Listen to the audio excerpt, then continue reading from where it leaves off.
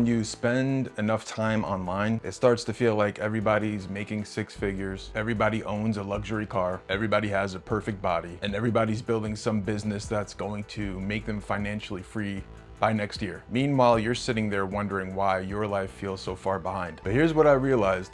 Many satisfied people are not living those lives. They're living normal lives. And once I understood that, everything changed. I used to fall into this trap hard. Back in my early 20s, I'd be scrolling through social media and seeing people with all of those things who were making more money than I could ever imagine. And every time I saw it, I felt like I was losing. Not because my life was bad, but because I thought that's what a good life was supposed to look like. The problem was that I was comparing myself to outliers. The internet was showing me the top 1% and was convincing me that it was normal. So I'd set these massive goals for myself. I'd look at where I currently was and feel overwhelmed. No wonder so many men feel hopeless. They're comparing their ordinary starting point to somebody else's highlight reel. But here's what nobody tells you. The things that get the most amount of attention online are usually not the things that make people feel the most content or happy. A stable job doesn't go viral. A healthy marriage doesn't go viral. Raising kids doesn't go viral. Paying off your house doesn't go viral. Quiet contentment does not go viral. What goes viral is the Lamborghini, the private jet, the guy claiming he made $100,000 this month, and the guy telling you you're failing because you're not doing the same. So after years of seeing this stuff,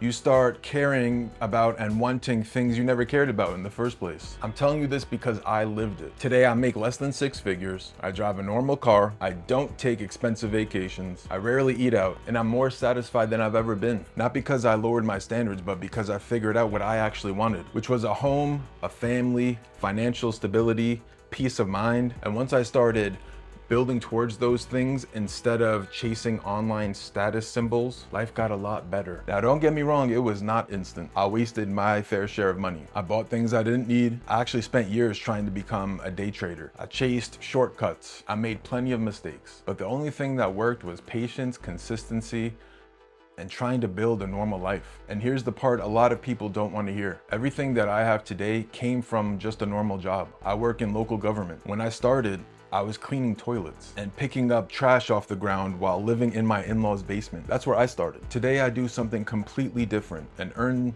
significantly more than I did back then. Not because I found some secret, not because I got lucky, because I kept showing up year after year, making small improvements, learning new skills, and being patient. The internet makes it sound like normal jobs are for losers, but normal jobs are helping millions of people buy homes, support families, retire comfortably, and build lives they genuinely enjoy. And what can you actually do if you're feeling stuck? First, stop letting social media define success for you. Figure out what you actually want, not what an algorithm wants you to want. What does a good life look like for you? How much money do you actually need? What kind of work do you actually enjoy? What would make you proud of your life 20 years from now? Get specific, because vague goals create vague results. Second, stop trying to change your entire life overnight. Focus on the next step, not the next 100, the next one. What's the one thing you could do this week that moves you closer to where you want to be? Do that, then do it again.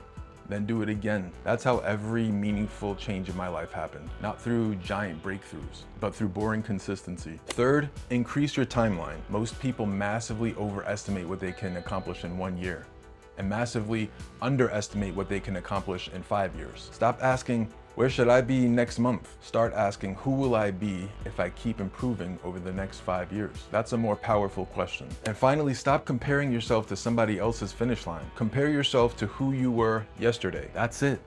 That's the game. Because somebody will always have more money, a better house, a better job, a better car. But none of those people are living your life.